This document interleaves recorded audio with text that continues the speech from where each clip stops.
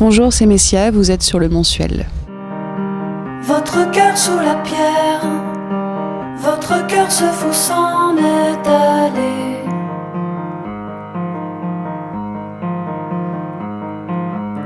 Le vent l'a balayé, comme tous les autres. On se sent un peu comme dans le poème de Louise Labbé, où elle dit j'ai chaud extrême en endurant froid dur. On est un peu entre chaud et froid, on est entre peur, angoisse pétrifiante et surexcitation. En fait, voilà, je pense que le moment avant de monter sur scène, c'est ce savant mélange de toutes ces sensations-là, voilà, qui nous mettent dans cet état-là très bizarre.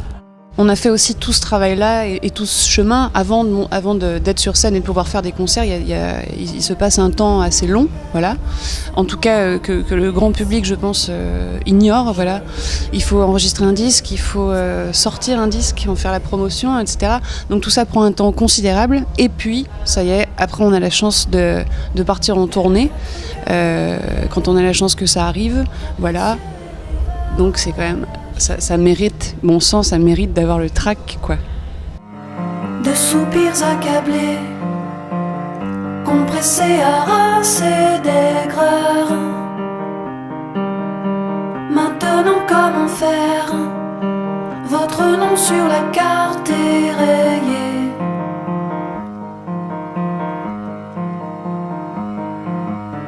Nulle part où aller. Votre cœur, c'était le monde. Parfois, on voit des rééditions d'albums avec, je sais pas moi, un clip inédit où on a l'impression d'avoir un peu qu'on nous donne du réchauffé, quoi, un plat réchauffé. Et là, de rééditer un disque, pour moi, ça doit avoir du sens. C'est-à-dire que ça doit apporter une plus-value à la première œuvre qui est apparue. Il faut qu'il y ait des nouveautés, qu'il se passe autre chose, et c'est ce qui s'est passé avec la réédition de ce disque, puisqu'il y a eu quand même 4 nouvelles chansons. L'album original comporte 10 titres, donc 4 plus 10, je trouve que c'est quand même, voilà, c'est quelque chose de conséquent, en tout cas ça a du sens, voilà. Et puis ça venait terminer, pour continuer et finir cette aventure. Maintenant on peut passer à autre chose. À l'autre bout de toi. Non, je tiendrai pas en m'enfermant 3 mois d'affilée.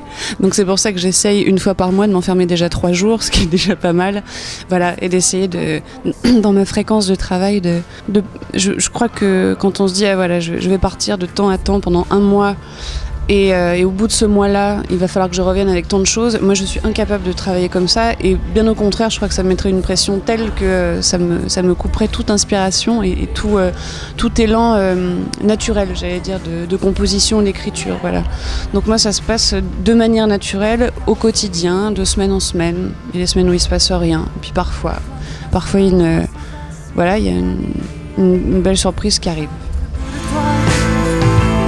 À l'autre bout d'un quai perdu, comme des singes des jours d'hiver, comme une veille de la Toussaint, comme une nuit sans temps. Puis je m'avance, puis je recule, des pudeurs ridicules, une correspondance. Je te ravis, c'est un enlèvement, un soulèvement. Quand j'étais toute petite, cette chose naturelle qui venait, c'était pas à la limite, je cherchais pas le sens de ce qui sortait, simplement ça sortait. Voilà, c'était déjà des petites phrases mélodiques comme ça. Aujourd'hui, c'est la même chose, sauf que évidemment, j'accorde une importance sans trop en faire non plus, sans que ce soit pompeux, mais j'aime bien qu'une chanson soit bien écrite. Voilà, donc j'y passe du temps, et puis je m'aperçois très souvent que l'écriture et la musique ne sont en tout cas jamais éloignées l'une de l'autre. Voilà, les textes et la mélodie. Je suis un bon artisan. Mais oui, c'est exactement ça.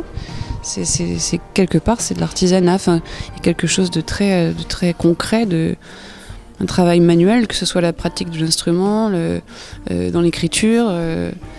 Oui, c'est mettre les. Je compare souvent ça à la gastronomie, à la cuisine, parce que c'est une autre de mes passions, mais il y a quelque chose de cet ordre-là, d'avoir les bons ingrédients, de les mêler de la façon la plus honnête, celle qui nous paraît être la plus juste, voilà, sans suivre de recettes, parce que moi ça m'intéresse pas, voilà. Donc de la même manière que je cuisine, je fais des chansons. Mais je crois qu'il y a vraiment une ressemblance, oui, entre les deux. C'est vrai qu'on me pose souvent cette question. Quand on prononce ce nom, on ne sait pas, effectivement. On ne sait pas si c'est un homme, si c'est une femme. Parfois, on pense que c'est un prénom de femme. Bon, en tout cas, voilà, c'est mon nom de famille. J'ai décidé de ne garder que lui et d'enlever mon prénom parce que je trouvais ça trop long, en fait. Pour moi, c'est comme une phrase dans une chanson où il y aurait un mot en trop, voilà. Bon, bah, c'est la même chose. Il faut que ça... Pour moi, il y a toujours que ce soit intelligible et que ce soit... que ça sonne, quoi, en fait, voilà. Et je trouve qu'un nom, c'est important que ça sonne autant qu'une phrase dans une chanson.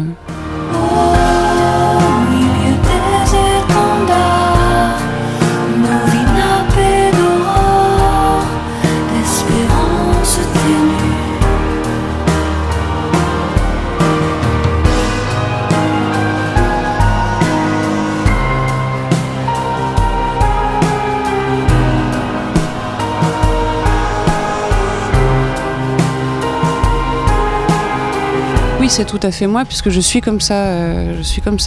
Je me dis que de mon point de vue, c'est un respect que de tenir à distance certaines de ces émotions, d'en laisser échapper beaucoup, mais certaines ne doivent pas déborder, voilà, et ne doivent pas, comment dirais-je, prendre le pas sur ce qu'il y a de plus important dans un disque, c'est-à-dire des chansons et des mots qu'on doit entendre, qu'on doit porter dans les tympans des auditeurs, voilà. Et si quelque chose vient prendre trop de place là-dessus, j'estime qu'on n'est plus dans le cadre de ce vers quoi on était censé aller, quoi. Voilà. Parce que moi, je trouve qu'on peut être mélancolique et lumineux, et que l'un n'empêche pas l'autre. Dieu merci, encore une fois, c'est une histoire de mélange, quoi. Si je vous chantais des chansons tristes à pleurer sur tout l'album, je pense que, en tout cas moi, ça ne m'irait pas.